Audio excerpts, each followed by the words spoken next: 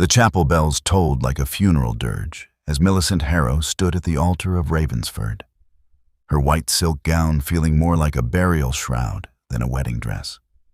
At 18, she had become the object of the congregation's barely concealed pity. "The poor orphan," Mrs. Pemberton whispered to her companion, her voice carrying in the stone chamber, "sold to a dying duke like livestock at market." "Lord Crofton," came another murmur. 72 years old, they say, ravaged by illness. She'll be a widow before the month is out. Millicent's hands trembled around her wilting bouquet, but her spine remained straight. The only inheritance her father had left her. Dignity in the face of defeat. Aunt Agatha appeared at her elbow, adjusting Millicent's veil with possessive fingers. "You will not embarrass me," she hissed into her niece's ear, her breath sour with champagne already consumed in the vestibule. "You should thank me on bended knee, a duchess, when you deserved a workhouse." The gratitude Aunt Agatha expected would never come. Millicent had learned in the 3 years since her parents' carriage accident that silence was her only weapon. Her aunt had stripped away everything else. Her mother's jewelry, her father's books, even the small inheritance that should have kept her comfortable until marriage. All of it had vanished into the bottomless pit of Agatha's gambling debts. And now, Millicent herself was the final payment. My lovely family, before we continue with this story, please like, share, subscribe, and tell me in the comments section where you are watching from. The vicar cleared his throat, his jowls quivering with nervousness. His Grace, the Duke of Ravensford. The chapel fell silent. Every head turned toward the vestry door as it opened with a groan that seemed to come from the very stones of Ravensford itself. The man who emerged seemed conjured from Millicent's darkest imaginings. Thaddeus Crofton moved with the shuffling caution of someone navigating a ship's deck in a storm.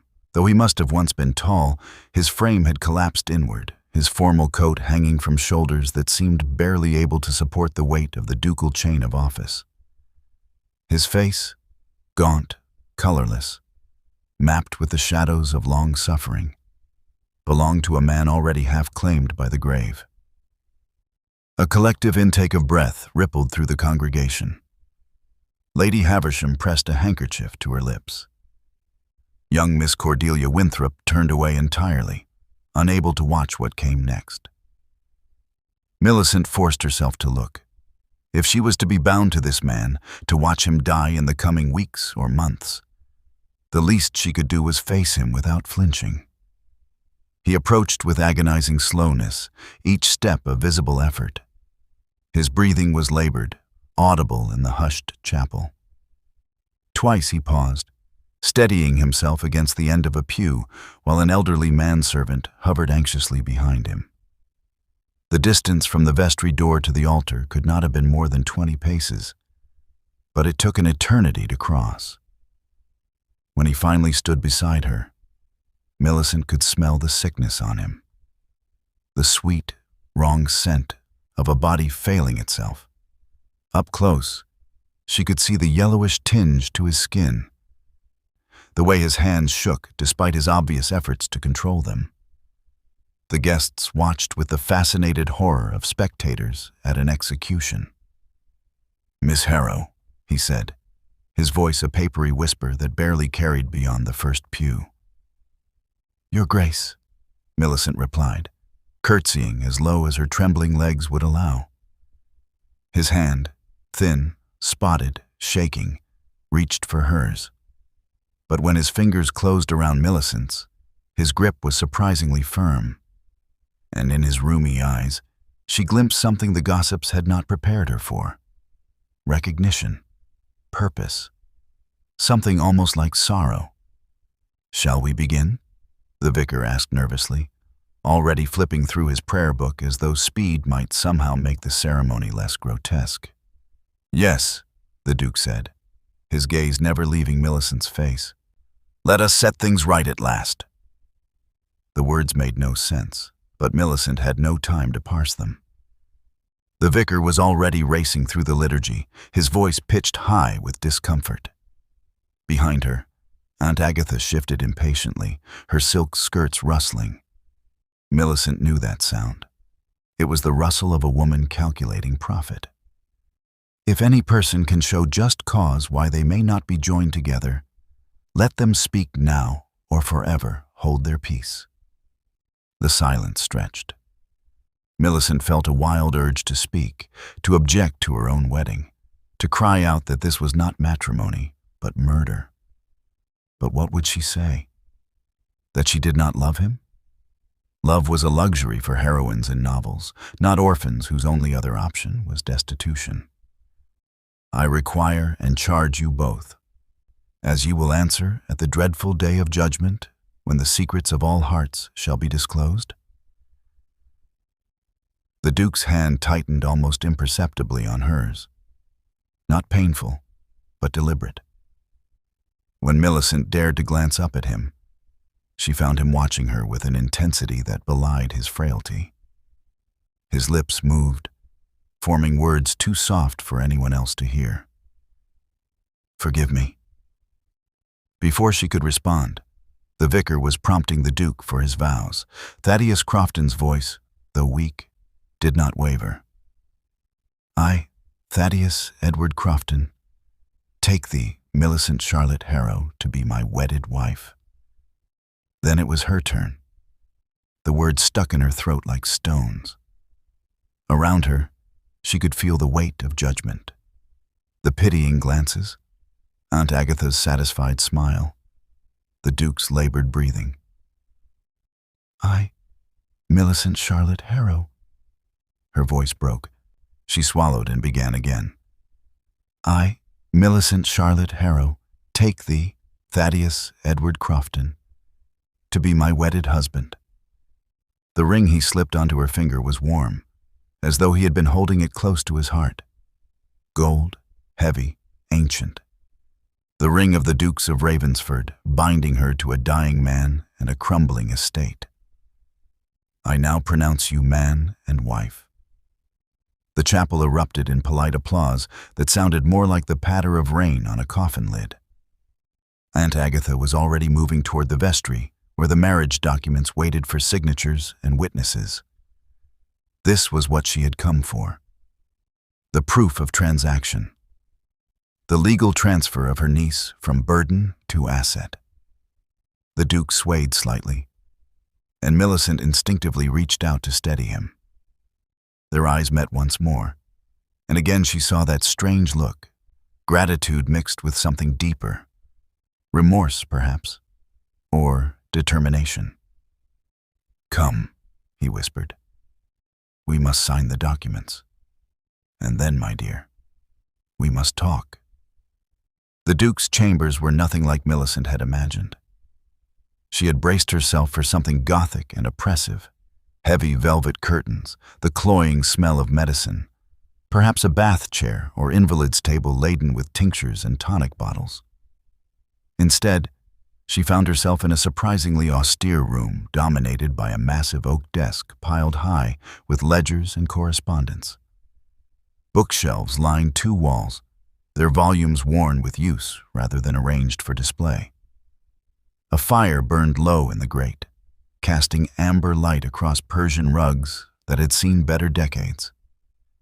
Thaddeus dismissed his manservant with a slight wave, then moved slowly toward a pair of wing-backed chairs positioned before the fire. The journey from door to hearth left him breathless, but he refused Millicent's instinctive offer of assistance. Sit, he said, lowering himself into one chair with visible relief. Please. We have much to discuss and little time for propriety. Millicent perched on the edge of the opposite chair, her wedding gown pooling around her like spilled milk. Her heart hammered against her ribs. This was the moment, then. The wedding night. She thought of the whispered warnings from married women, the vague euphemisms and knowing looks. Whatever was about to happen, she would endure it with the same stoicism she had endured everything else. But the Duke made no move toward her. Instead, he reached into his waistcoat pocket and withdrew a small object that caught the firelight, a silver locket, tarnished with age. "Do you recognize this?" he asked, holding it out to her. Millicent took it with trembling fingers. The locket was warm from his body heat, surprisingly heavy. She pressed the tiny clasp and it sprang open, revealing two faded photographs. On the left, a young man in military uniform, barely 20, with laughing eyes and her father's unmistakable nose. On the right, another soldier, taller and broader, with Thaddeus Crofton's high cheekbones beneath a face still unravaged by illness. "That was taken in the Crimea," Thaddeus said softly. 1854. "Your father, Lieutenant James Harrow, and myself. We were both second sons with something to prove and nothing to lose." Millicent's throat constricted. She had so few images of her father.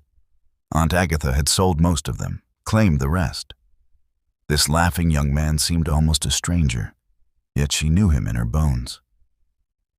"He saved my life," Thaddeus continued, his gaze fixed on the fire. "Twice, actually. Once when a Russian bayonet found my shoulder, and again when fever nearly took me in the field hospital. He sat by my bedside for 3 weeks, forcing water down my throat, reading to me from whatever books he could scavenge. The doctors had already written me off." He paused, his breathing labored. Millicent waited, the locket clutched in her palm. "When we returned to England, we made a pact. We were brothers, we said, closer than blood. Whatever fortune came to either of us, we would share. When his children came, they would be mine. When mine came, they would be his." A bitter smile twisted his lips. "But I never married. The illness, it began even then, slowly. And your father married your mother and found happiness I could only witness from afar." "He never mentioned you," Millicent whispered. "No, he wouldn't have. We quarreled, you see, the year before he died. I had urged him to leave your aunt's household, to take you and your mother away from Agatha's influence. But he was loyal to his late wife's sister, believed she deserved his protection after her own husband's death left her in reduced circumstances." Thaddeus's hands clenched on the arms of his chair. "I called him a fool. He called me a meddling bachelor with no understanding of family obligations. We did not speak again." The fire popped, sending sparks up the chimney. Outside, rain had begun to fall, pattering against the windows like urgent fingers. "When I learned of the carriage accident," Thaddeus said, his voice dropping to barely more than a rasp, "I tried to reach you. I wrote to Agatha, offered to assume guardianship. She replied that you were quite well cared for and needed nothing from me. She never told me." Millicent's voice was hollow. "Of course not. Because you were worth more to her as a pawn than as a ward. I made inquiries. Quietly at first, then more urgently as my own health declined. I learned she had gambled away your entire inheritance, that she had been approached by creditors, that she had begun entertaining offers for your hand from men who—" He stopped, his jaw working. "Men who would have used you poorly and discarded you when their interest waned." Millicent thought of Mr. Grimsby, the debt collector who had visited the house twice last month, his eyes traveling over her with the assessment of a horse trader. Aunt Agatha had laughed at something he said and refilled his brandy glass. "I could not let it happen," Thaddeus said. "I promised your father I would watch over you, and I failed him once already by letting pride keep me silent. I would not fail him again." "So you married me." The words came out flat, emotionless. Millicent felt as though she were watching this conversation from a great distance. So I married you, to give you my name, my protection, and most importantly, my estate. He leaned forward, urgency animating his wasted features. You must understand, Millicent. This is not a marriage in truth. I have no intentions, that is, I would never presume. He struggled for words, color rising in his pale cheeks. I am dying. The physicians give me weeks, perhaps months if I am unlucky. But as my Duchess, as my legal heir, everything I possess becomes yours. The estate, the investments, the title's protections. Agatha will have no claim on you. No man can touch you without your consent. You will be free. The locket seemed to pulse with heat in Millicent's hand. She looked down at the two young soldiers, frozen forever in their moment of brotherhood and hope. You married me to save me, she said slowly. I married you to honor a debt to the finest man I ever knew. Thaddeus sagged back in his chair, the burst of energy draining from him like water from a cracked vessel. And to thwart the greed of a woman who would sell her own blood for a winning hand at cards. Millicent rose from her chair and moved to kneel beside him. Up close, she could see the effort it cost him to remain conscious. The tremor in his limbs, the sallow tint to his skin. This man had used his dying strength to rescue her. Then I have a debt too, she said firmly, and I intend to repay it. His eyes met hers, confused. There is no debt. You owe me nothing. You gave me your name and your fortune, Millicent said. I give you my word. I will not let you die. Morning light filtered through the mullioned windows of Ravensford as Millicent descended the grand staircase, still wearing yesterday's traveling dress. She had spent the night in the Duchess's chambers, a vast suite that smelled of lavender and disuse, while Thaddeus had been helped to bed by his manservant shortly after their conversation. The household had retired early, leaving the new Duchess to navigate the silent corridors alone. Now, in the gray dawn, the estate revealed itself properly. Ravensford was larger than she had realized, a sprawling Renaissance manor that had absorbed additions over centuries like a tree growing new rings. Portraits of stern-faced Croftons lined the walls, their eyes following her progress through rooms filled with furniture draped in Holland covers. Dust motes danced in the thin sunlight. The air tasted of old wood and older secrets. She found the kitchens first, where a startled cook named Mrs. Brennan hastily prepared tea and toast, apologizing profusely for not having breakfast ready. We didn't know your Grace's preferences, she stammered, bobbing curtsies. His Grace, he eats so little now, barely a bite of porridge most mornings. Millicent accepted the tea gratefully and asked about the household's routine. Mrs. Brennan seemed relieved to have direction, explaining that most of the staff had been let go over the past 2 years as the Duke's illness progressed. Now, only 5 remained. Herself, the manservant Grimshaw, a housemaid, a groom, and an ancient groundskeeper who was nearly as deaf as stone. The Duke wouldn't hear of dismissing us, Mrs. Brennan said, her eyes misting, even when the steward said it was financially prudent. They are family, he said. We keep family. After breakfast, Millicent continued her exploration. The morning room, the conservatory with its collection of withered exotic plants, the ballroom that clearly hadn't hosted a dance in decades. Each space whispered of former grandeur now fading into genteel neglect. It was not poverty. The furnishings were quality. The grounds still maintained, but rather the exhaustion of a household holding vigil over a dying master. She found the library by accident, opening what she thought was a linen closet, only to discover a narrow servant's stair that spiraled upward. Following it on impulse, She emerged into a circular tower room lined floor to ceiling with books. Her breath caught. Here, finally, was warmth. A fire had been laid, but not lit. The chairs showed wear from actual use. Books lay open on side tables, marked with strips of ribbon. This was a room that had been loved.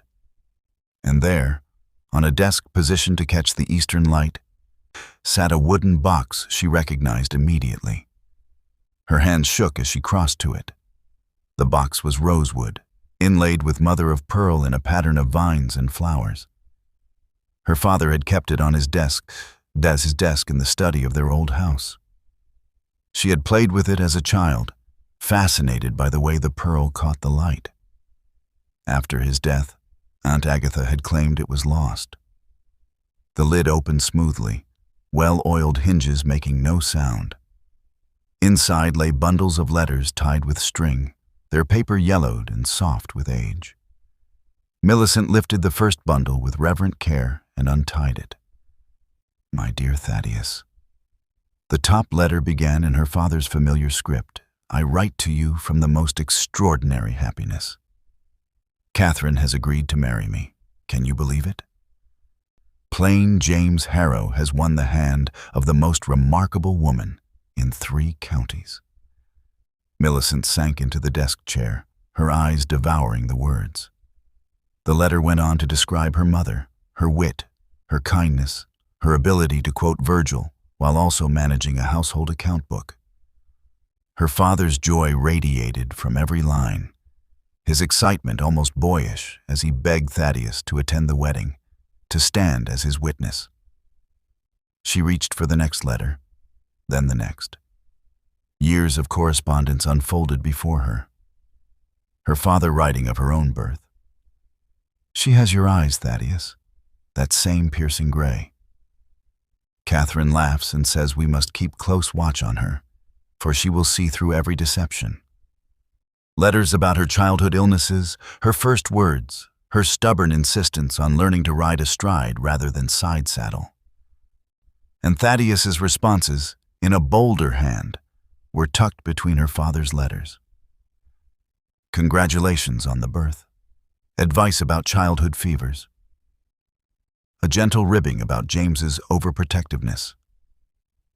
She will grow stronger if you let her fall occasionally, old friend.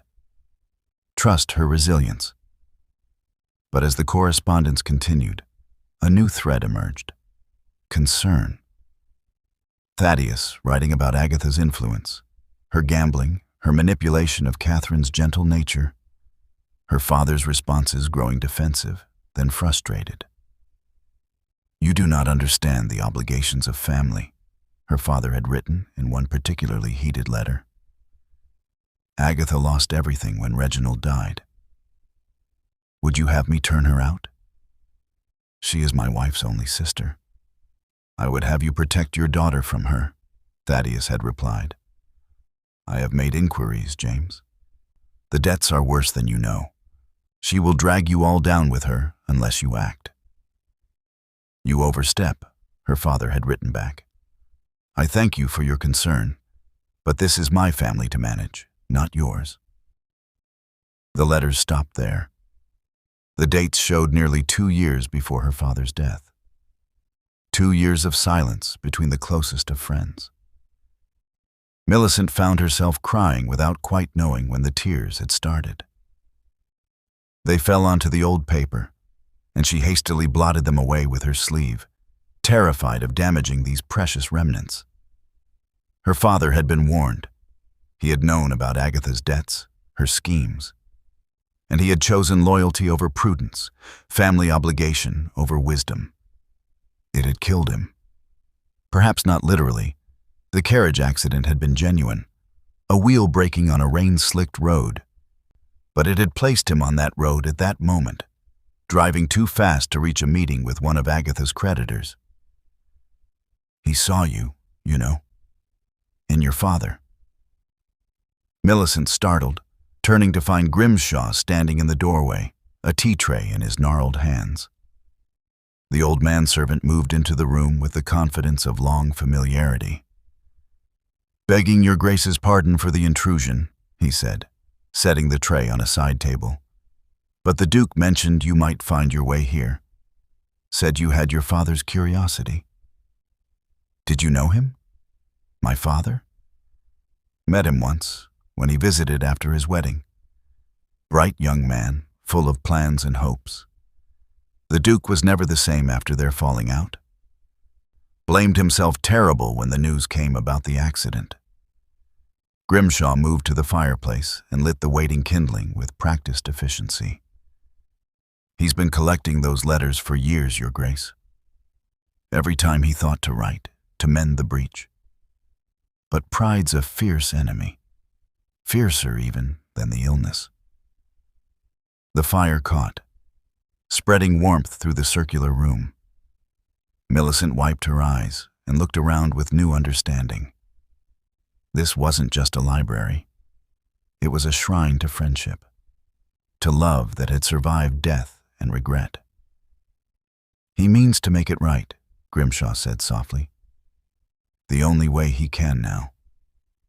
By saving me. By honoring the man who saved him first." The old servant bowed slightly. "If your grace requires anything, you need only ring." After he left, Millicent sat in the growing firelight, her father's letters spread before her like a map to a country she had never known existed. A place where she had been loved not just by parents, but by a guardian who had watched from afar, waiting for his chance to make good on an old promise. She would not let that chance go to waste. The crisis came 3 days after the wedding, announced by Grimshaw's urgent knock at dawn. Millicent threw on a dressing gown and rushed to the Duke's chambers to find Thaddeus unconscious, his breathing shallow and rapid, his skin clammy to the touch. The room reeked of something sweet and wrong, like fruit left too long in the sun. Grimshaw hovered at the bedside, his weathered face gray with fear. "He won't wake, Your Grace. I've tried everything. Water, salts, even a bit of brandy. He just lies there, burning up one moment and cold as death the next." Millicent pressed her hand to Thaddeus's forehead. His skin was furnace hot, yet he shivered beneath the blankets. His lips moved soundlessly, forming words in some fever dream she couldn't access. "Send for the physician," she commanded. "Immediately." "Already done, Your Grace. He should arrive within the hour." But Dr. Whitmore, when he finally appeared, offered nothing but platitudes and a slow shake of his head. He was an elderly man with spectacles that perched precariously on a bulbous nose, and he examined Thaddeus with the resigned air of an undertaker measuring for a coffin. "The diabetes has progressed beyond treatment," he pronounced, snapping his medical bag shut. "I have been managing His Grace's condition for 2 years now, and I'm afraid we have reached the inevitable conclusion. Keep him comfortable. Laudanum for the pain.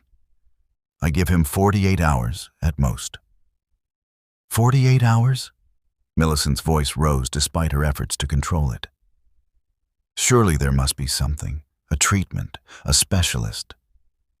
"My dear Duchess, I understand this is distressing, but you must accept the reality. The Duke's constitution is exhausted. His body is shutting down. The kindest thing now is to let nature take its course." Dr. Whitmore's tone was not unkind, but it carried the finality of a judge pronouncing sentence. "I shall return this evening to check on him.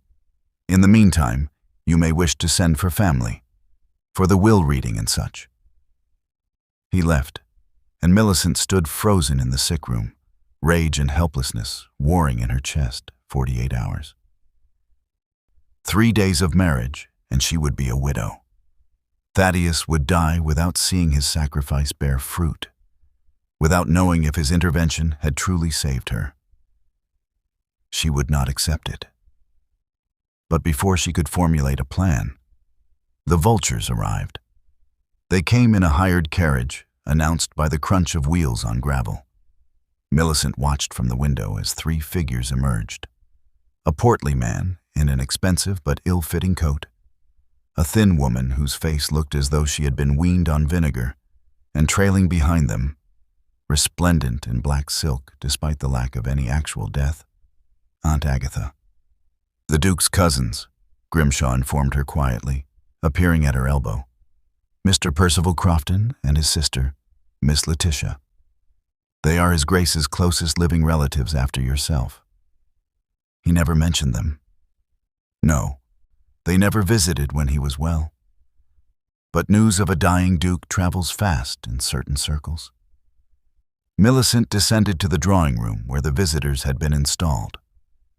Percival Crofton rose as she entered, his bow perfunctory and his eyes already cataloging the furnishings with an appraiser's attention. "My dear Duchess," he said, his voice oily with false sympathy. "What a tragedy to be called here under such circumstances. We came as soon as we heard of dear Thaddeus's decline." "How considerate," Millicent replied, her tone glacial. "Though I'm afraid the Duke is resting and cannot receive visitors." "Oh, we wouldn't dream of disturbing him," Letitia said, her sharp eyes darting around the room. "We merely wish to offer our support in this difficult time, and of course, to ensure that dear Cousin Thaddeus has everything he needs." Aunt Agatha, positioned by the fireplace like a spider in her web, smiled. How fortunate that family can gather in these final hours. "Millicent, dear, you look exhausted. Perhaps these good people might assist you with the necessary arrangements." "Arrangements?" Millicent kept her voice level through sheer force of will. "For the funeral, naturally," Percival said, his tone unctuous, "and the estate matters that will follow. These things are complex, and you are so young, so inexperienced. We would hate to see you burdened with decisions beyond your understanding." The implication was clear. They expected her to step aside, to defer to older and supposedly wiser heads, to let them manage the duchy that would, in the absence of direct heirs, pass to Percival as the nearest male relative. "I appreciate your concern," Millicent said, each word sharp as a blade. "But the Duke's affairs are well in hand. I will send word if your presence is required." "Now, see here," Percival began, his facade of sympathy cracking. "I believe the Duchess has made herself clear," Grimshaw interrupted from the doorway, his elderly frame somehow commanding despite his years. "Shall I show you out?" Letitia rose, her face pinched with offense. "We have traveled a great distance to be here. Surely you don't mean to turn us away from our own cousin's deathbed?" "I mean to protect my husband's peace," Millicent said.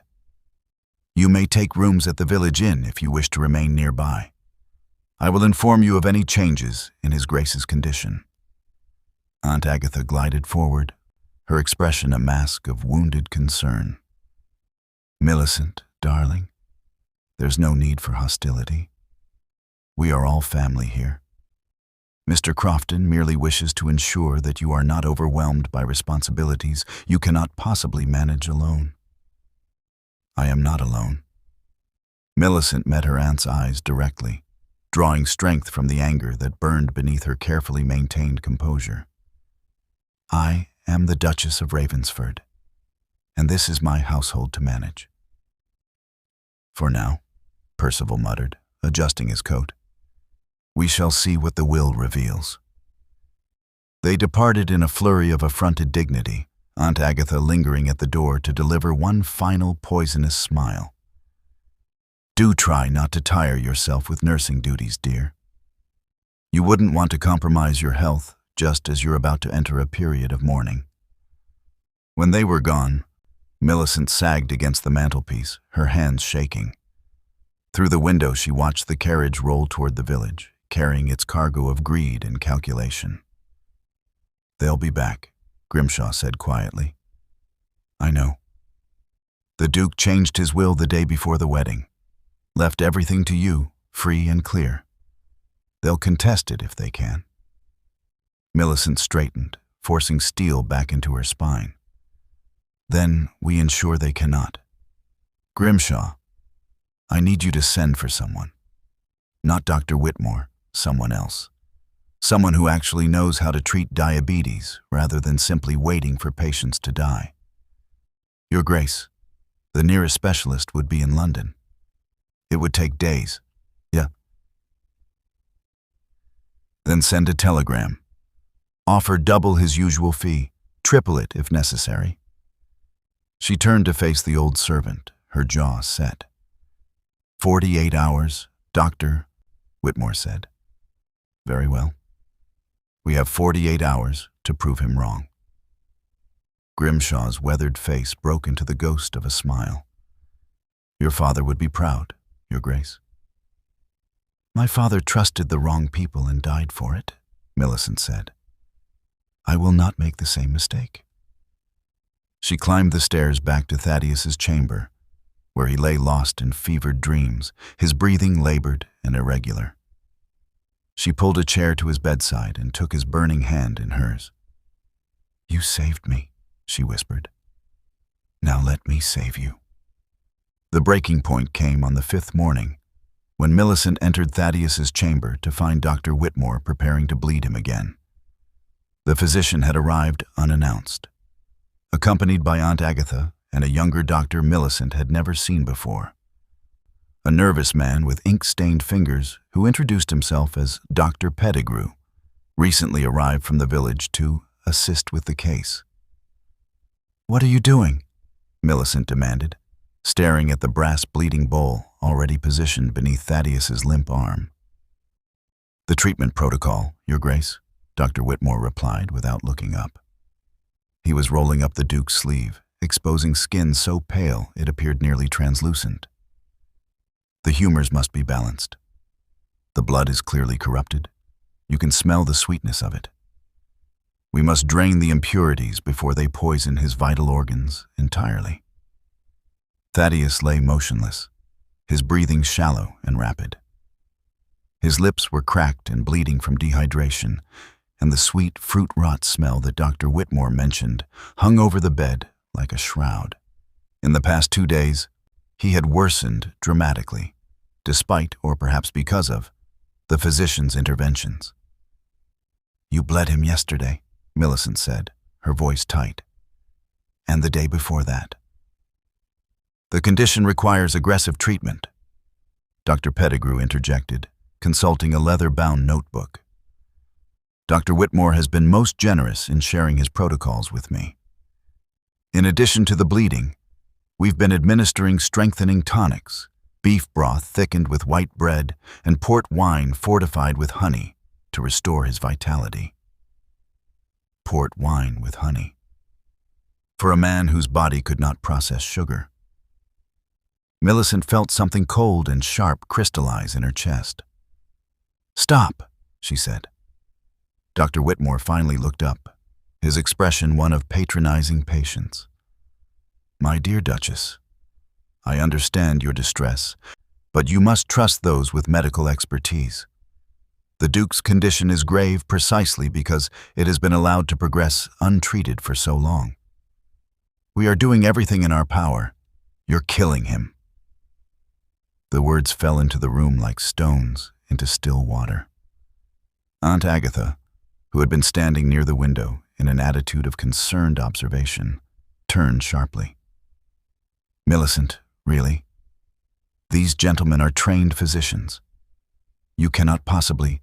I can, and I do. Millicent moved to the bedside, placing herself physically between Thaddeus and the doctors. You will not bleed him again. You will not give him any more of your strengthening tonics. You will leave this room immediately. Dr. Whitmore's face darkened. Your Grace, you are overwrought. Perhaps you should rest while we... I am the Duchess of Ravensford, and this is my household. Millicent's voice didn't rise, but it carried the weight of absolute authority. I am also the Duke's wife, which gives me final say over his medical care. You are dismissed." "This is madness," Dr. Pettigrew sputtered. "The Duke requires constant medical supervision. Without proper treatment, he will certainly die. With your treatment, he is dying already. At least give me the chance to try something different." Aunt Agatha glided forward, her expression a calculated mix of sympathy and steel. "Darling, I know you're frightened, but you cannot simply dismiss qualified physicians because their methods seem harsh. Dr. Whitmore has been managing the Duke's care for years, and in those years he has grown progressively worse." Millicent turned to face her aunt directly. "Which makes me wonder, Aunt Agatha, why you are so insistent that these particular doctors continue their treatment. What possible interest could you have in the Duke's medical care?" The silence that followed was brittle with unspoken accusations. Aunt Agatha's mask slipped for just a moment, revealing something cold and calculating beneath. "I have only your best interests at heart," she said finally. "But if you insist on this foolishness, I cannot stop you. Gentlemen, perhaps we should allow the Duchess to learn from her mistakes." After they left, Millicent sank into the bedside chair, her hands shaking with delayed reaction. She had just banished the Duke's physicians and effectively declared war on her aunt. If Thaddeus died now, she would be blamed entirely. But when she looked at his wasted form, at the bluish tinge to his lips and the way his chest struggled for each breath, she knew she had made the right choice. Whatever the local doctors were doing was not medicine. It was a slow execution. She spent the next hour searching Thaddeus's study, driven by instinct more than plan. If he had known about diabetes, if he had been managing it for years, surely he must have researched it, sought information beyond what the local physicians offered. She found the evidence in a locked drawer, dozens of letters, all recent, all intercepted before they could reach Thaddeus. Letters from physicians in London and Edinburgh, responding to inquiries about new treatments. Letters from medical societies, invitations to consultations. And most damning of all, a letter from a Dr. Etienne Marot of London, dated 3 months earlier. "Your Grace, I am encouraged by your interest in the metabolic approach to diabetes mellitus. The dietary protocols I have developed show remarkable promise in reducing the symptoms and extending the lives of patients previously thought beyond help. I would be honored to consult on your case. The fee is substantial, I warn you. But if you are willing to commit to the strict regimen required, I believe we might achieve results that will astonish the medical establishment." All the letters bore the same forwarding mark, redirected through Aunt Agatha's solicitor in London. She had been intercepting Thaddeus's mail, preventing him from seeking the very help that might have saved him. Millicent returned to the sick room with new purpose. She wrote 2 telegrams, one to Dr. Marot in London, offering triple his usual consultation fee for immediate attendance, and one to her late father's former solicitor, requesting copies of all legal documents pertaining to her rights as the Duke's wife. The responses came with surprising speed. Dr. Marot would arrive within 2 days, and the solicitor confirmed what she had suspected. As Thaddeus's legal wife, she had absolute authority over his medical care, his household, and, in his current incapacitated state, his business affairs. Armed with this knowledge, Millicent began her preparations. Dr. Etienne Marot arrived on a drizzling Tuesday afternoon, stepping from his hired carriage like a man accustomed to walking into hostile situations. He was younger than Millicent had expected, perhaps 40, with sharp features and eyes that missed nothing. He carried a battered leather medical bag and an air of absolute certainty. Aunt Agatha intercepted him in the entrance hall. "I'm afraid there has been a misunderstanding," she said, her voice honey-sweet with false regret. "The Duke is under the care of his longtime physician, Dr. Whitmore. We do not require additional consultation. Dr. Morrow raised an eyebrow. And you are? Lady Agatha Harrow, the Duchess's aunt and guardian. I see. And where is the Duchess? I speak for the Duchess in matters. You do not. Millicent descended the stairs, the marriage contract and legal documents in hand. She had dressed carefully in a severe black dress that emphasized her new status as Duchess. Her hair was pulled back in a style that added years to her face. Dr. Morrow, welcome to Ravensford. I am the one who sent for you. She turned to her aunt. Lady Agatha, you are no longer my guardian. I am a married woman and the Duchess of this estate.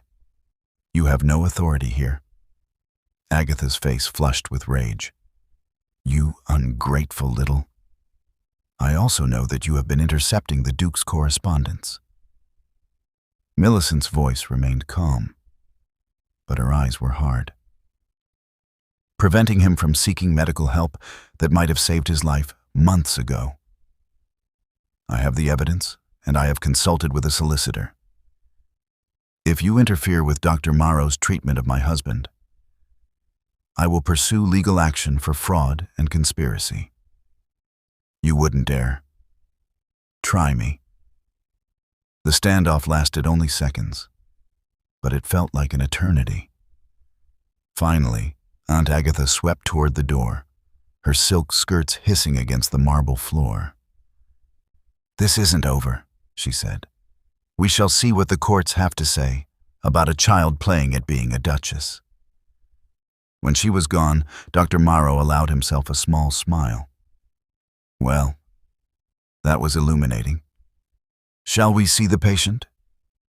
His examination of Thaddeus was thorough and, to Millicent's eyes, shockingly different from Dr. Whitmore's cursory assessments.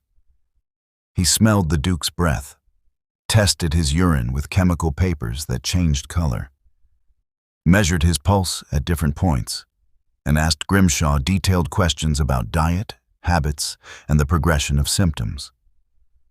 Diabetic ketoacidosis, he pronounced finally.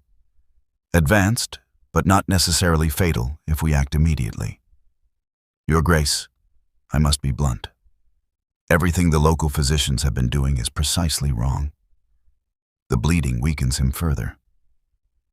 The sweet tonics and white bread are poison to a diabetic body. They might as well have been feeding him arsenic. Can you save him? Dr. Morrow met her eyes. I can give him a chance, but it will require a complete transformation of his diet and lifestyle, and the treatment will seem harsh to those who don't understand the science. Your aunt will certainly use it against you. She will claim you are starving him, denying him proper nutrition. Are you prepared for that fight? I am. Good. Then we begin immediately. The first step was the purge. Dr. Morrow personally supervised the kitchen, ordering the removal of all bread, potatoes, sugar, and ale. Mrs. Brennan watched in horror as staples of the English diet were carried out and distributed to the village poor. But what will we feed His Grace? She asked, wringing her hands. The poor man needs his strength. He needs protein and fat, not carbohydrates, Dr. Morrow explained. The body of a diabetic cannot process starches and sugars properly. They accumulate in the blood, poisoning the organs. We must eliminate them entirely. He introduced what he called the Rollo Protocol, named after a Scottish physician who had pioneered dietary treatment of diabetes decades earlier. Thaddeus's meals would consist of lean game meats, venison, partridge, rabbit, prepared simply with herbs, but no flour-based sauces. Bone broths rich with marrow. Leafy greens, particularly the bitter varieties. Kale, dandelion, mustard greens. Eggs. Cheese in moderation. And absolutely nothing sweet, nothing white, nothing made from grain. Millicent took charge of the kitchen personally, learning to prepare the meals under Dr. Bion. Morrow's exacting supervision. It was strange work for a duchess, but she found a peculiar satisfaction in it. The precise measurement of portions, the careful selection of ingredients, the knowledge that she was fighting for Thaddeus's life with every meal. But diet alone was not enough. Dr. Morrow had brought with him an apothecary's collection of herbs and botanicals, some familiar, others exotic. The bitter tonic, he explained, showing Millicent how to prepare it. This is where the real medicine happens. The primary ingredient was fenugreek seed, which had to be soaked overnight in cold water until it released a thick, mucilaginous liquid. The ancients knew this plant reduced the sweetness in a diabetic's urine, Dr. Morrow said. We now understand it slows the absorption of glucose in the gut. A spoonful 3 times daily before meals. To this base they added powdered cinnamon bark, not the sweet spice used in pastries, but true Ceylon cinnamon, bitter and medicinal. It stimulates what I call blood warmth, Dr. Morrow explained. The body's ability to process what it consumes rather than simply storing it as poison. The third ingredient arrived in a specially packed crate from London. Bitter melon, also called balsam pear, a grotesque-looking gourd covered in warty protuberances. Dr. Morrow handled it with reverence. This is the key, he said. In the East Indies, they've used it for centuries to treat the pissing evil. My colleagues mock me for trusting savage medicine, but I've seen it work. The bitter melon contains compounds that act almost like plant insulin. They help the body move sugar from the blood into the cells where it can be used. Preparing the tonic became Millicent's ritual. Each morning before dawn, she would grind the fenugreek seeds, steep the cinnamon, and juice the bitter melon, a process that filled the kitchen with an astringent smell that made Mrs. Brennan wrinkle her nose. The resulting liquid was dark brown and tasted, Millicent discovered when she tested it herself, absolutely vile. But Thaddeus drank it without complaint, whenever he was conscious enough to swallow. The first few days showed no improvement. If anything, Thaddeus seemed to worsen, as Dr. Morrow had warned he might. The body is purging the accumulated toxins, he explained. It will get worse before it gets better. We must hold the course. Millicent held the course, even when Thaddeus's fever spiked, even when he thrashed in delirium, calling out for her father, reliving battles from the Crimea. She sat by his bedside through the long nights, spooning the bitter tonic into his mouth, bathing his forehead with cool cloths, and refusing to let Dr. Whitmore back into the house when he appeared with legal threats. On the 7th day, something changed.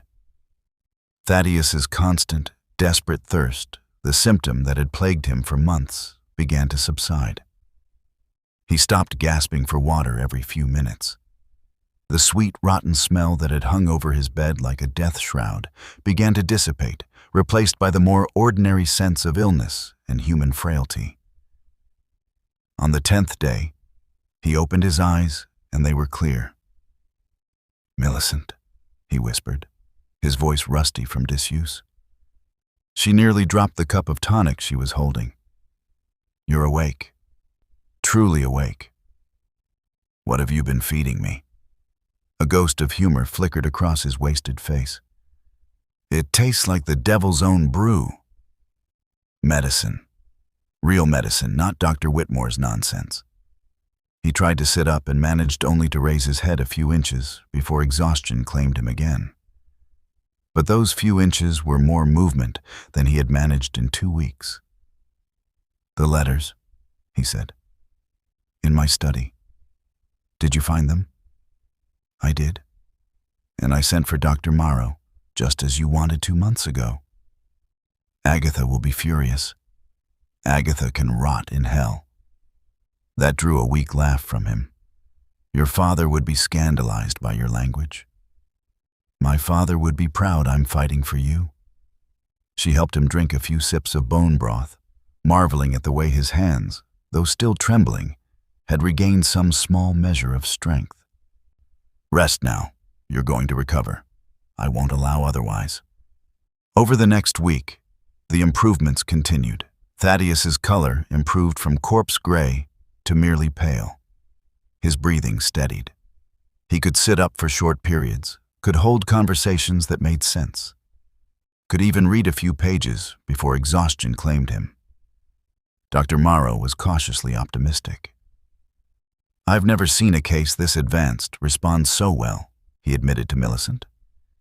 "Your dedication to the protocol has been flawless. And frankly, I suspect the Duke's survival instinct is stronger than his body has any right to support. He has something to live for." "Someone saved him," Millicent said. It would be rude to die before he could thank her properly. On the 15th day of treatment, Thaddeus managed to walk from his bed to the chair by the window, a journey of perhaps 10 feet that left him breathless and shaking, but undeniably triumphant. He sat in the weak autumn sunlight, a blanket around his shoulders, and looked at Millicent with an expression she couldn't quite read. "You are extraordinary," he said finally. "I married you to protect you, but you have become my protector instead."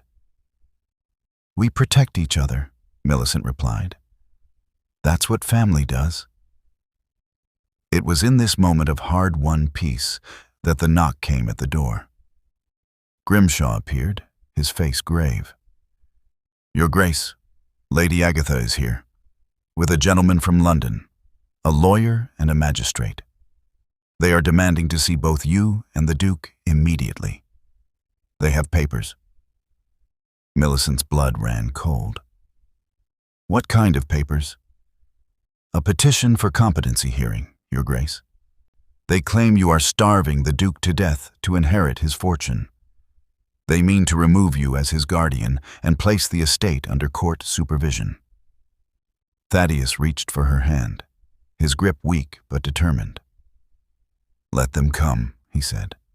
"Let them see that I am not dead yet, and let them face the Duchess of Ravensford at the height of her power." Millicent squeezed his hand and turned toward the door, steel in her spine and fire in her eyes. The battle was far from over, but she had already won the most important fight. She had brought Thaddeus back from the edge of death. Now, she would ensure that no one could take that victory away. The confrontation happened in the Grand Hall, beneath the stern gaze of 12 generations of Croftons whose portraits lined the walls. Aunt Agatha swept in like an avenging angel, her black silk rustling with righteous indignation, flanked by a thin man in legal robes and a jowly magistrate who looked profoundly uncomfortable with his errand. "There she is," Agatha announced, pointing at Millicent with a trembling finger. "The girl who has held my dear cousin-in-law prisoner in his own home, denying him proper medical care and Christian comfort in his final hours." Millicent stood at the base of the staircase, Dr. Morrow at her right and Grimshaw at her left. She had dressed carefully for this encounter, a deep burgundy gown that proclaimed her status as Duchess, while avoiding the premature mourning black that Agatha clearly expected her to be wearing. "Magistrate Holbrook," she said, ignoring her aunt entirely and addressing the uncomfortable official directly. "I am surprised to see you here without prior notice. Surely any legal matter concerning the Duke of Ravensford warrants more formal proceedings?" Holbrook cleared his throat. "Your Grace, I apologize for the irregular nature of this visit. However, Lady Agatha has presented serious allegations that required immediate investigation. She claims the Duke is being denied access to his own physicians, held incommunicado, and subjected to dangerous experimental treatments against his will." "Starved," Agatha interjected. "She's starving him, denying him bread and proper English food. I have witnesses. Dr. Whitmore will testify that she dismissed him from the case and brought in this foreign charlatan with his savage remedies." Dr. Morrow raised an eyebrow. I am from London, madam, not Borneo. You know what I mean, Agatha snapped. You've filled the Duke's head with dangerous nonsense about diet and herbs while he wastes away to nothing. I demand to see him immediately. I demand to verify his condition with my own eyes. And I demand, the lawyer spoke up for the first time, his voice reedy and officious, to examine the Duke's most recent will and testament. There are questions about its legitimacy, given His Grace's diminished mental state at the time of its execution. So that was it. They had come for the will, hoping to find Thaddeus too weak to defend it, perhaps even dead already. Millicent felt cold rage settle in her stomach like a stone. The Duke is resting, she said evenly. He has been gravely ill, as you well know. I will not have him disturbed by a circus of accusers. The law requires, the lawyer began. The law requires nothing of the sort, Dr. Marrow interrupted. I am the Duke's attending physician, and I declare him unfit for visitors at this time. Any attempt to force entry to his chambers would constitute assault on a vulnerable patient. Agatha's mask of concern slipped, revealing the predator beneath. You cannot keep us from him forever. I am his family. I have rights. You have no rights in this household, Millicent said. You are not blood relation to the Duke, merely the sister of my late mother. Your only connection to this estate is through me, and I am ordering you to leave.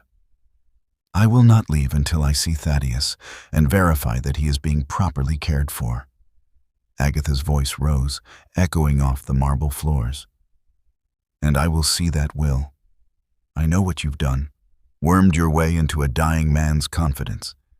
Convinced him to leave everything to you when there are legitimate heirs who deserve... Legitimate heirs? Millicent's voice cracked like a whip. You mean Mr. Percival Crofton, who never visited the Duke once in 2 years of illness? Who only appeared at Ravensford when he smelled death in the air like a vulture circling carrion? Magistrate Holbrook shifted uncomfortably. Your Grace, perhaps if we could simply verify the Duke's condition, this matter could be resolved peacefully. No. The word rang out with absolute finality. Millicent descended 2 steps, using the height advantage to full effect. You will not see him. You will not disturb his rest. And you will absolutely not examine private legal documents without proper court order. I have a court order, the lawyer said smugly, producing a folded document from his coat. Signed by Judge Eldridge this very morning, authorizing inspection of the estate and its records pending investigation of alleged elder abuse and mental incompetence. Millicent's heart lurched, but she kept her expression neutral. Then Judge Eldridge exceeded his authority. The Duke is lucid and recovering under proper medical care. Any claims of incompetence are slander. Prove it, Agatha challenged. Bring him down here. Let us see this miraculous recovery you claim. It was a trap, and Millicent knew it. Thaddeus was stronger than he had been, yes, but still a shadow of health. If they saw him now, gaunt, trembling, barely able to walk unaided, they would use his appearance as evidence that their accusations were true. But before she could respond, a voice came from the top of the stairs. There will be no need for dramatics. Every head turned. Thaddeus Crofton stood at the landing, one hand gripping the banister for support, the other steadied by a walking stick. He was dressed in a morning coat that hung loosely on his frame, his face pale but his eyes blazing with the same fierce determination Millicent had seen in their wedding night conversation. Your Grace, you shouldn't be out of bed, Dr. Marrow said, starting toward the stairs. I am exactly where I need to be. Thaddeus began his descent, each step careful but deliberate. The silence in the hall was absolute, except for the tap of his walking stick against marble. It took him nearly a minute to reach the bottom, and by the time he did, a fine sheen of sweat covered his forehead. But he stood upright, facing Agatha and her legal entourage with the bearing of a duke. "Lady Agatha," he said, his voice stronger than Millicent had heard it in weeks. "I am told you have questions about my mental competence and my wife's treatment of me." Agatha's expression flickered between triumph at seeing his weakened state and uncertainty at his unexpected appearance. "Thaddeus, dear cousin, we are simply concerned for your welfare. Surely you can see that this girl, the Duchess of Ravensford," Thaddeus corrected sharply, "my wife, and the only reason I am standing here today rather than lying in my tomb." He gestured to Dr. Marrow. "This physician has accomplished in 2 weeks what Dr. Whitmore failed to do in 2 years. He has given me hope of survival. My wife has enforced a medical regimen that is difficult, uncomfortable, and absolutely necessary. She has fought for my life when others," his gaze swept over Agatha with withering contempt, "were already measuring my corpse for the funeral shroud. But the will," the lawyer sputtered, "was executed when I was of sound mind and remains valid." Thaddeus's hand trembled on his walking stick, but his voice remained steady. "I have left my estate to my wife because she is the only person in this world I trust to honor my wishes and preserve what my family built over centuries. Now, I believe I asked you to leave." Magistrate Holbrook seized the escape route gratefully. "Your Grace, I am satisfied that you are lucid and able to make your own decisions. Lady Agatha, I believe this matter is concluded." "It is not concluded," Agatha hissed. "I will contest this will. I will bring testimony about undue influence, about a scheming orphan who manipulated a sick old man." "Then bring it to court," Millicent said coldly. "And I will bring evidence of your interception of the Duke's mail, your attempts to prevent him from seeking proper medical care, and your conspiracy to allow him to die so that your preferred heir could inherit. We will let the law decide who acted with honor and who acted with greed." Agatha opened her mouth, closed it, then turned on her heel and stalked toward the door. The lawyer and magistrate followed, the former muttering darkly about appeals and irregularities. When the great door slammed behind them, Thaddeus swayed. Millicent and Dr. Marrow caught him before he could fall, easing him into a chair that Grimshaw hurriedly positioned. "That," Thaddeus said breathlessly, "was perhaps unwise from a medical standpoint." "Spectacularly unwise," Dr. Marrow agreed. "Your heart rate is dangerously elevated." "But dramatically effective," Grimshaw added with the ghost of a smile.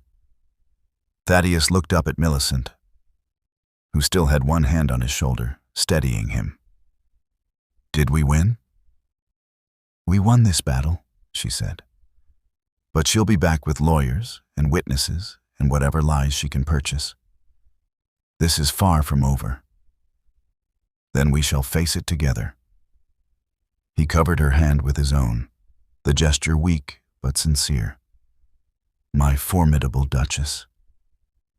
As Dr. Marrow fussed over Thaddeus's pulse and Grimshaw went to ensure the doors were properly locked against future intrusions, Millicent allowed herself a moment of satisfaction. Agatha had been turned away. The will remained secure. And Thaddeus had stood, literally stood, in defense of their partnership. But as she helped him back toward his chambers, she couldn't shake the cold certainty that her aunt's parting threat was not an empty one. The next attack would come with more preparation, more legal weight, more determination to tear apart everything they had built. Let it come, Millicent thought fiercely. She had saved a dying man's life. She could certainly save his legacy. The relapse came 3 days after the confrontation, as Dr. Marrow had grimly predicted it might. The exertion of descending the stairs, of standing against Agatha's assault, had depleted Thaddeus's fragile reserves.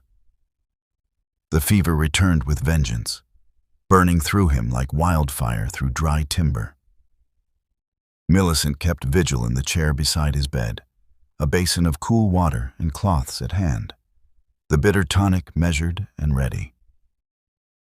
Outside, a storm lashed against Ravensford's windows, rain drumming in a regular rhythm that seemed to echo Thaddeus's labored breathing. "Too hot," he muttered, thrashing against the sheets.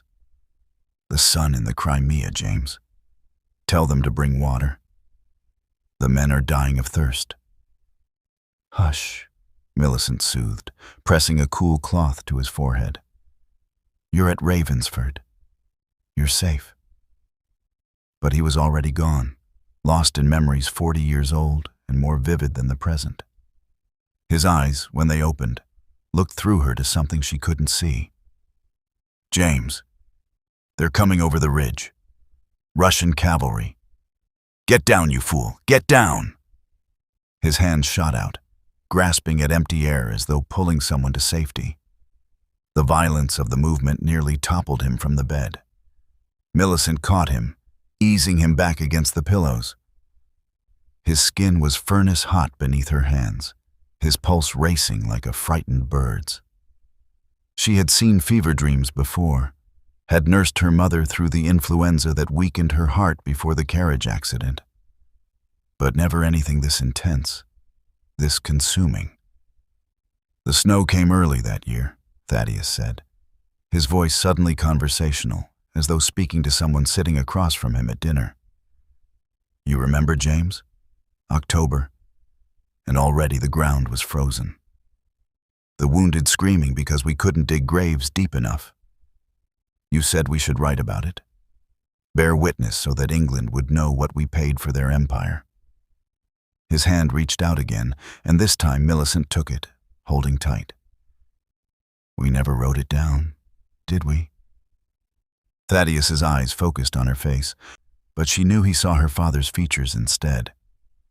Too busy trying to forget, coming home and pretending we were the same men who left. But we weren't. We were ghosts wearing our old skins. "You survived," Millicent whispered. "Both of you survived." "Did we?" A terrible sadness filled his expression. "Sometimes I think we died on that ridge, and everything since has been the dream. This can't be real. You marrying Catherine, finding happiness while I rotted in this moldering estate. That's too cruel even for God's sense of humor."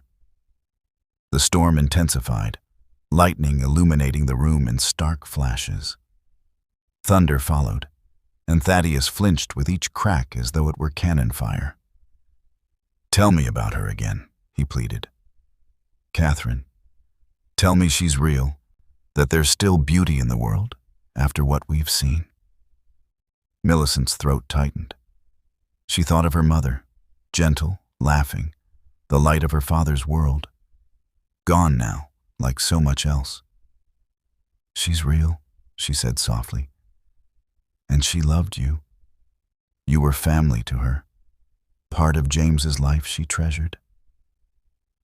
"I should have visited more," Thaddeus said, tears sliding down his temples into his gray hair. "Should have been there when the baby came. But I was afraid, James. Afraid that if I saw your happiness too closely, I would hate you for having what I could never claim." He turned his head restlessly on the pillow, his breathing ragged. The illness was already starting then. The endless thirst, the weakness. I knew I was broken, that I would never give a woman children, never build the life you built. So I stayed away and nursed my bitterness like a wound I couldn't let heal. "You weren't bitter," Millicent said, though she had no way of knowing if it was true. "You were protecting yourself. That's not a sin. Isn't it? I wasted years we could have spent together because of pride. And then I insulted you, called you a fool for trusting Agatha, and you were too proud to forgive me. We were both fools, James. Stubborn, stupid fools who let time slip away like water through our fingers. His grip on her hand tightened painfully. Tell me you forgive me. Please. I can't die with this weight. I forgive you, Millicent said, her voice breaking. Of course I forgive you. The tension in his body eased slightly. His breathing, though still labored, slowed from its frantic pace. Outside, the storm began to subside, the thunder retreating into distance. The little girl, Thaddeus murmured. Millicent, is she safe? You must promise me, James. If anything happens to you, I'll watch over her. I'll be the uncle she deserves, the guardian her father would want. Promise you'll let me make amends. I promise, Millicent whispered, tears streaming down her face. She's safe. You kept your promise. You saved her. Did I? His eyes opened, and for a moment they were clear, focused on her face with sudden recognition. Millicent? Is that you? Yes, I'm here. I'm safe because of you. Your father would be grateful, would be proud of you both. Thaddeus's hand relaxed in hers. I'm very tired. Then sleep. I'll stay with you. The bitter tonic. Morrow said I must drink it. In the morning. Rest now. But even as sleep began to claim him, he murmured fragments of memory. Stories of her father as a young lieutenant, quick with jokes and quicker with courage. The time they'd stolen a colonel's horse as a prank and spent a week in the stockade. The night before Balaclava, when James had written a letter to Catherine and asked Thaddeus to deliver it if he fell. He was the best of us, Thaddeus said, his voice fading. The only truly good man I ever knew. And I failed him.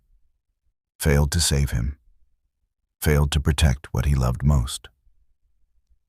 You didn't fail, Millicent said firmly. You're here. You married me when no one else would protect me. You fought Agatha even when you were dying. That's not failure. That's love. The word hung in the air between them, unexpected and true. Not romantic love, but something deeper. The love of chosen family, of promises kept across decades and beyond death. Thaddeus's breathing finally steadied into the rhythm of genuine sleep. The fever hadn't broken, but it had ceased its violent peak. Millicent continued to bathe his forehead, to monitor his pulse, to whisper reassurances when he stirred. Dr. Morrow appeared in the doorway near dawn, carrying fresh supplies. He took in the scene, Millicent still in her chair, shadows under her eyes, her hand clasped around Thaddeus's, and nodded with professional approval. The crisis point, he said quietly. If he survives the next 12 hours, he'll survive the relapse entirely. You should rest, Your Grace. I'll rest when he's stable. Stubborn, like your father, I suspect. Millicent looked up sharply. You knew him? Briefly, at a medical conference in London, years ago. He attended a lecture I gave on battlefield medicine, introduced himself afterward. Said his closest friend suffered from what I now know was diabetes. Asked if I had any insights. Dr. Morrow smiled sadly. I had none to offer then. I was still learning. But I remembered him, his fierce loyalty, his determination to save someone he loved. I see that same determination in you. As the gray light of dawn filtered through the windows, Thaddeus stirred again. This time, when his eyes opened, they were clear, present, recognizing her without confusion. You stayed, he said, his voice a rusty whisper. Where else would I be? Sleeping, eating, living your life as a young woman should. I'm living my life as a duchess should, fighting for her family. He managed a weak smile. Your father raised you well. My father and his best friend, Millicent corrected. Between the two of you, I never stood a chance of being ordinary. Thaddeus's eyes drifted closed again, but this time it was peaceful, healing sleep rather than fever dream delirium. Millicent finally allowed herself to lean back in the chair, exhaustion washing over her in waves. She had bridged past and present, held the space between memory and reality, and kept Thaddeus tethered to life when he would have slipped away into the comfort of old ghosts. The long night was ending, and they had both survived it. The courtroom in the county seat was a testament to English justice. All dark wood paneling, high windows that admitted light but not warmth, and a pervasive smell of old paper and older prejudices. Millicent sat in the front row, her hands folded in her lap with deceptive calm, while beside her, Thaddeus occupied a chair specially brought for his comfort. He had insisted on attending despite Dr. Marrow's strenuous objections, and indeed, the journey from Ravensford had left him pale and drawn. But his eyes were clear, and that was what mattered. Across the aisle, Aunt Agatha held court among a collection of witnesses she had assembled like ammunition. Dr. Whitmore, the dismissed physician, Mr. Percival Crofton and his pinch-faced sister Letitia, and a handful of society matrons whose main qualification seemed to be an enthusiasm for scandal. They whispered behind gloved hands, their gazes flickering between Millicent and Thaddeus with barely concealed anticipation. Judge Caldwell entered, a formidable man in his 60s whose reputation for fairness was matched only by his reputation for impatience with frivolous litigation. He settled into his chair with a grunt and surveyed the packed courtroom with evident displeasure. This is a competency hearing regarding His Grace, Thaddeus Edward Crofton, Duke of Ravensford, he announced. Lady Agatha Harrow has petitioned the court to declare the Duke mentally incompetent and to invalidate a will executed 3 weeks ago on grounds of undue influence. Lady Agatha, present your case. Agatha's solicitor rose, a sleek man named Pemberton, who moved with the oiled confidence of someone accustomed to winning. Your Honor, we will demonstrate that the Duke of Ravensford, in the final stages of a wasting illness, was manipulated by his young bride into disinheriting his legitimate relatives in favor of a girl he had known for mere days. Furthermore, we will show that the Duchess has isolated the Duke from proper medical care, subjecting him to dangerous experimental treatments that have only hastened his decline. He called Dr. Whitmore first. The physician took the stand with an air of wounded dignity, testifying that he had treated the Duke for 2 years with established medical protocols, only to be dismissed without cause by an inexperienced girl playing at being a healer. And in your professional opinion, Dr. Whitmore, what was the Duke's mental state when you last examined him? Pemberton asked. Severely compromised, Whitmore replied. The diabetes had progressed to the point of affecting his cognitive functions.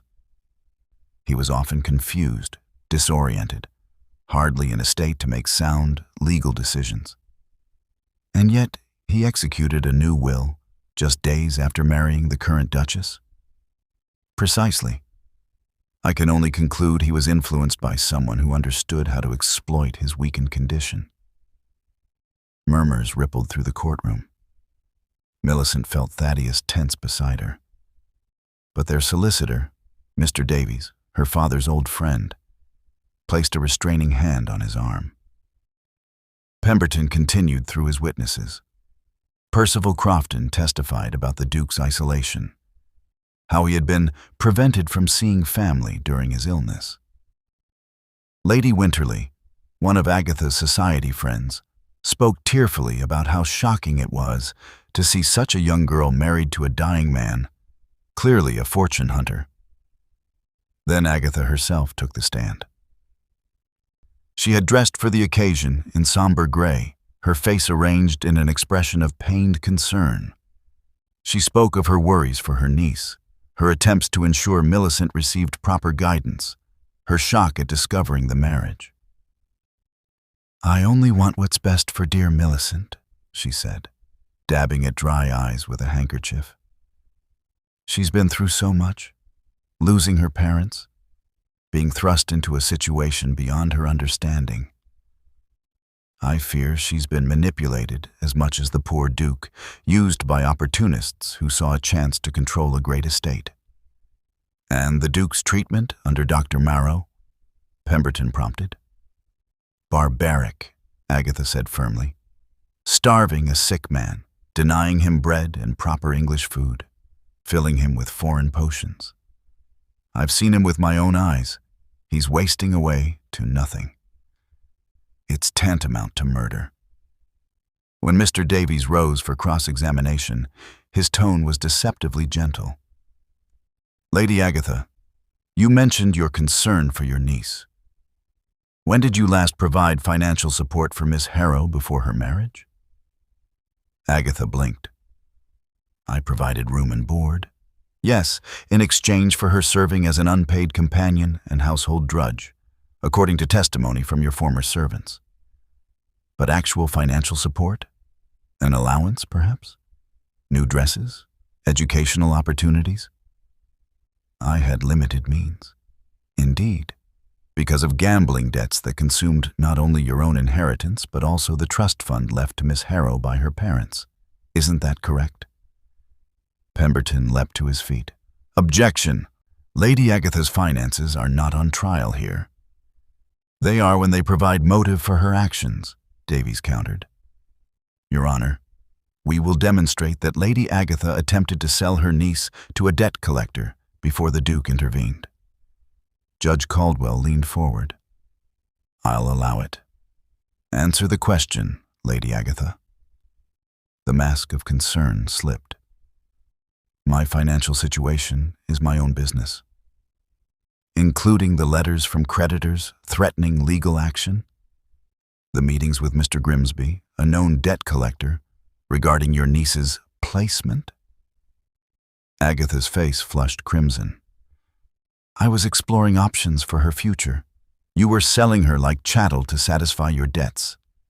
The Duke discovered this and intervened with an offer of marriage to protect her. Is that not the truth?" The courtroom erupted in whispers. Judge Caldwell's gavel cracked like thunder. "Order!"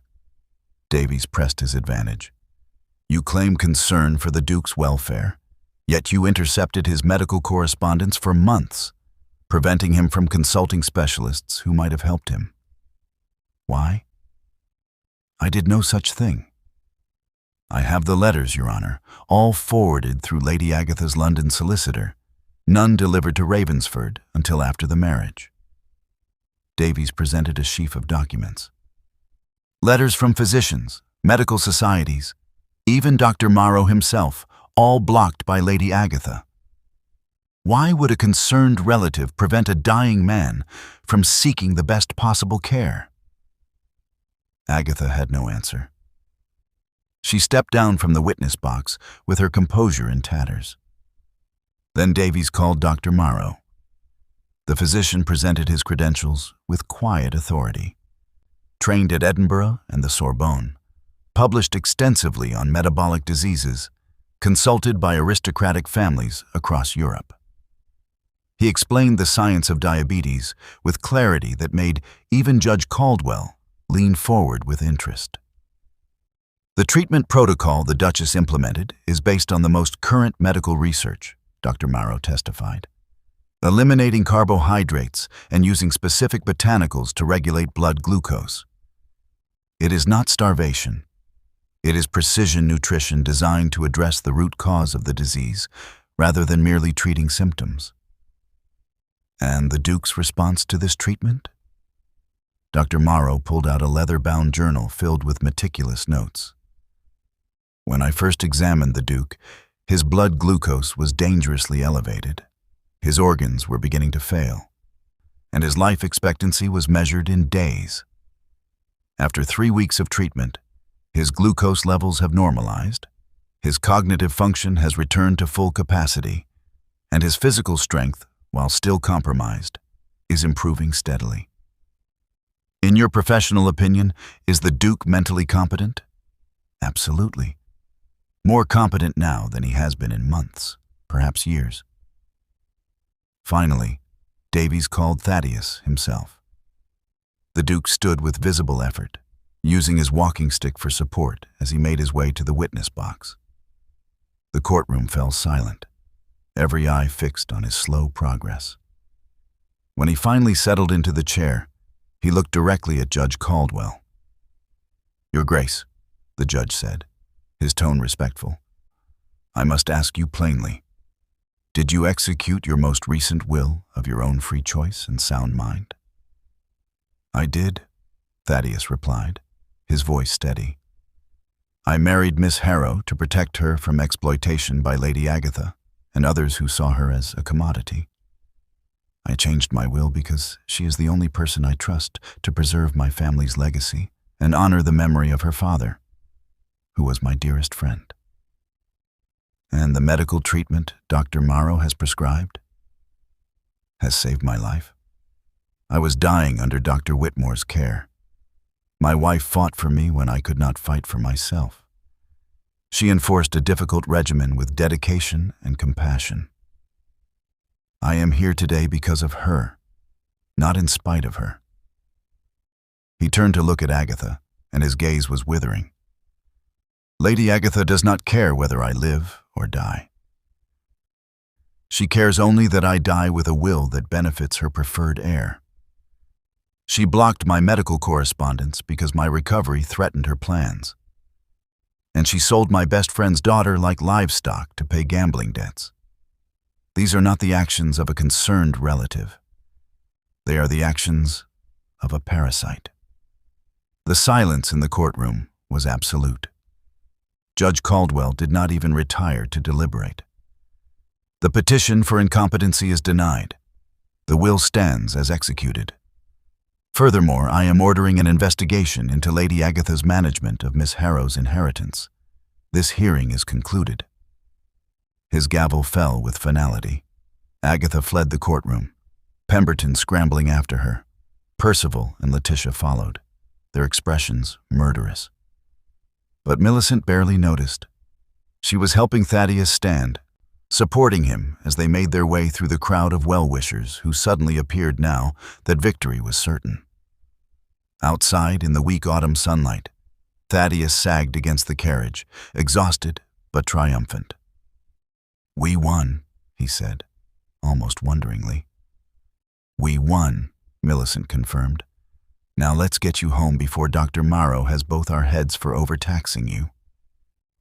As the carriage rolled toward Ravensford, Thaddeus took her hand. "Thank you," he said simply, "for fighting when I couldn't, for believing I was worth saving."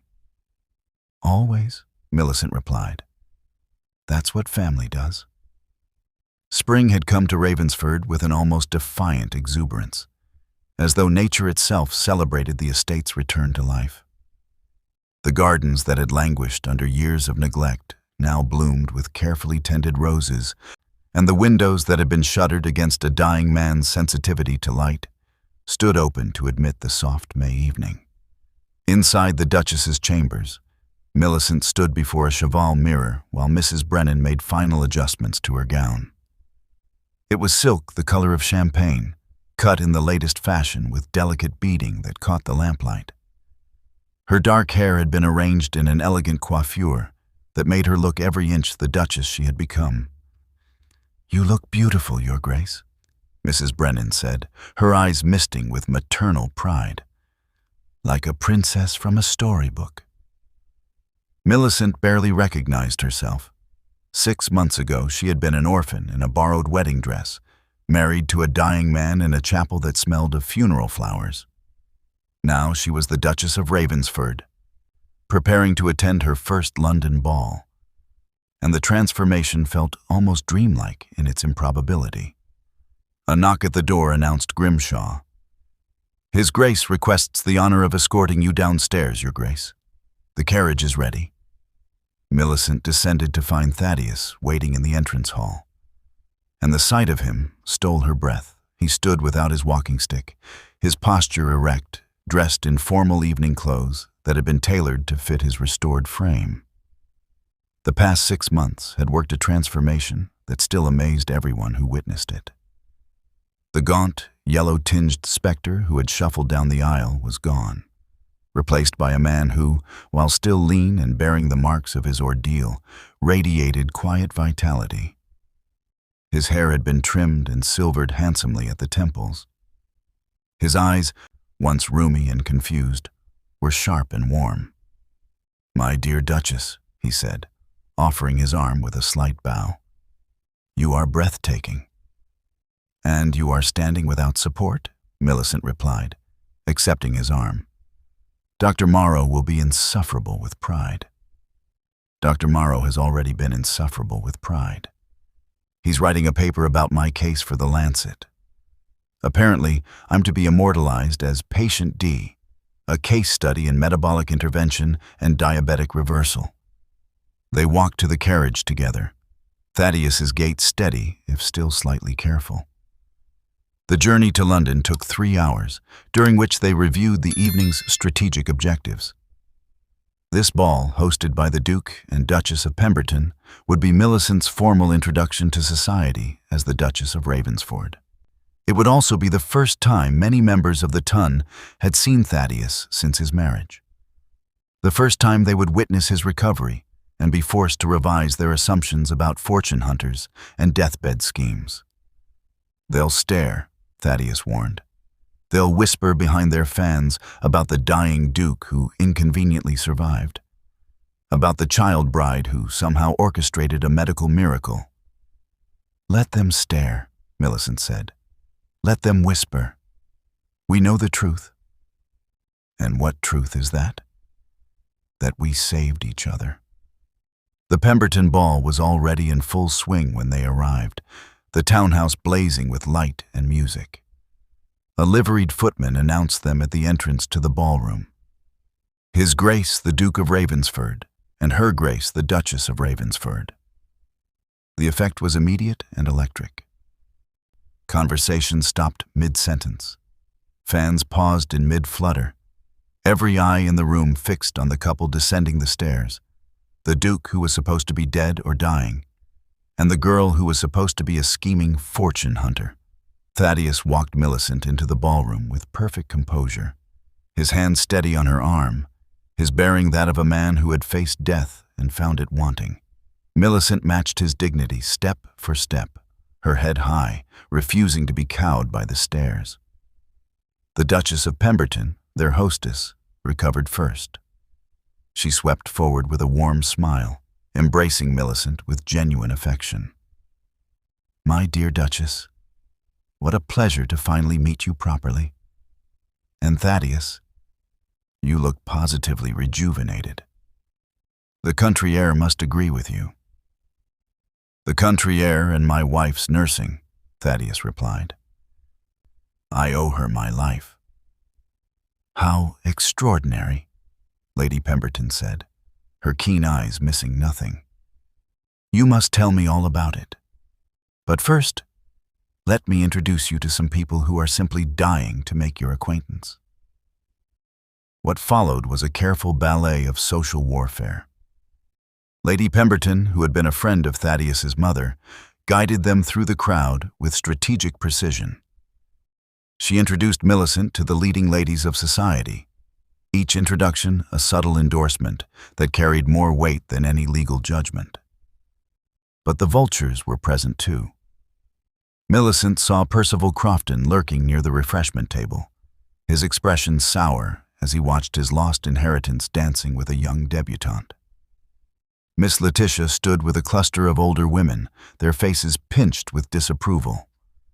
And then, near the terrace doors, resplendent in purple silk and dripping with borrowed jewels, stood Aunt Agatha. Their eyes met across the crowded ballroom. Agatha's expression flickered through a dozen emotions: rage, humiliation, calculation, before settling on a mask of cool indifference. She raised her glass in a mocking salute. "She has nerve, attending tonight," Millicent murmured. She has debts, Thaddeus corrected. No doubt she's here hunting for her next victim. The judge's investigation recovered some of your inheritance, but not enough to satisfy her creditors. She's desperate. As if summoned by their attention, Agatha began moving through the crowd toward them. Millicent tensed, but Thaddeus's hand on her arm was reassuring. "Your Grace," Agatha said when she reached them, her voice honey-sweet with false warmth. "How wonderful to see you looking so well. And dear Millicent, what a lovely gown. Marriage clearly agrees with you." "It does," Millicent replied evenly, "though I suspect you meant to ensure it would not." Agatha's smile tightened. "I'm sure I don't know what you mean. I only ever wanted what was best for you." "You wanted what was best for your creditors," Thaddeus said. "Fortunately, Millicent is no longer your concern.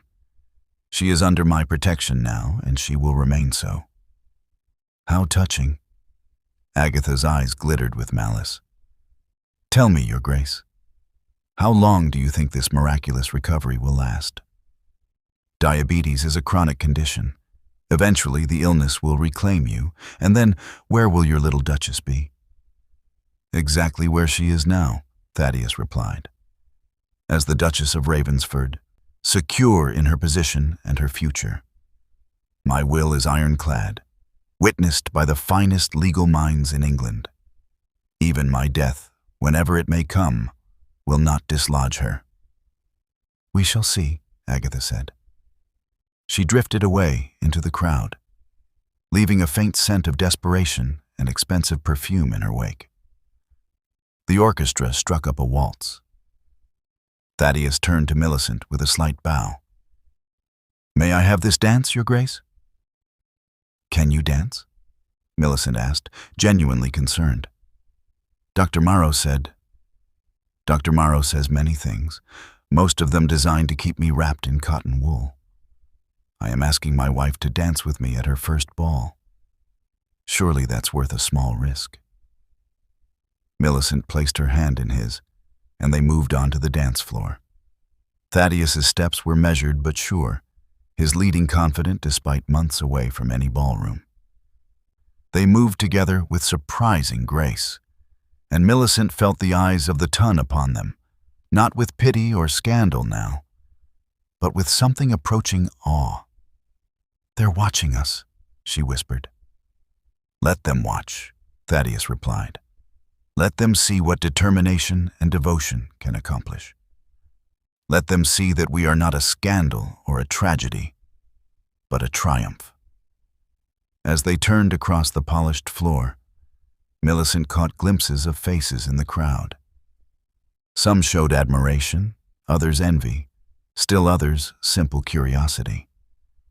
But nowhere did she see the pity that had marked her wedding day, the vulture-like anticipation of imminent death and inheritance disputes. The music swelled, and Thaddeus pulled her slightly closer, his voice low enough that only she could hear. "Your father would be so proud of you. You know that, don't you? He would see what you've become and know that every sacrifice he made was worthwhile."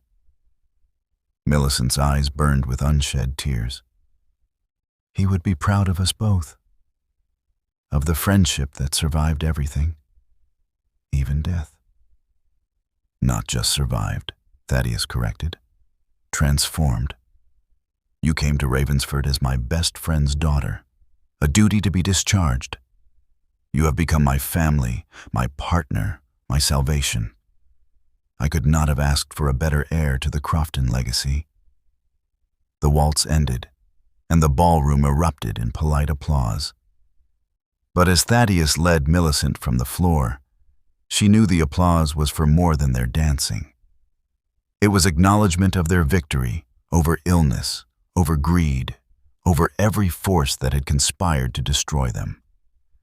They had won not just the legal battles or the medical crisis, but something far more valuable.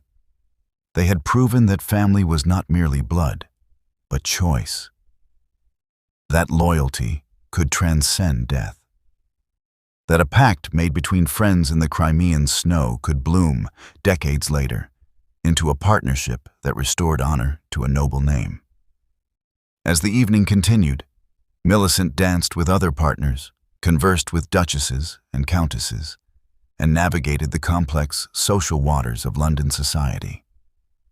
But her eyes kept finding Thaddeus across the room, and his kept finding hers. Two souls who had saved each other, bound not by romance, but by something deeper and more enduring. Late in the evening, as they prepared to depart, Lady Pemberton embraced Millicent once more. "You have done something remarkable, my dear," she said. "Not just saving the Duke's life, but restoring the Ravensford name. That takes more than medical knowledge. It takes courage." "It takes family," Millicent replied, "and I am blessed to have found mine." The carriage ride back to Ravensford was quiet, both of them exhausted but content. Thaddeus dozed against the cushions, his breathing steady and peaceful. Millicent watched the countryside roll past in the moonlight and allowed herself, finally, to believe in their future. They had survived the transaction, the crisis, the legal battle, and the long night. Now, together, they would build something new, a legacy not of illness and death, but of resilience and devotion. The Duke of Ravensford and his Duchess, bound by a promise made long ago and kept against all odds. The pact had been honored, the family restored, and the future, at last, was theirs to claim. If this story moved you, if Millicent and Thaddeus earned your respect, then please, don't just scroll away. Hit that like button to honor their fight. Leave a comment telling me which moment hit you hardest, because your words fuel the next story. And subscribe, because I refuse to believe you're okay with never knowing what happens to characters like these again. You stayed with Millicent through hell and healing. Stay with this channel for the next story. You won't regret it. Thank you for being here. Thank you for caring about stories that matter. At the end of this video, you'll see a suggestion for another powerful story from our channel. Click it and let yourself be surprised by even more unforgettable emotions with love. The Victorian Royal Stories Team.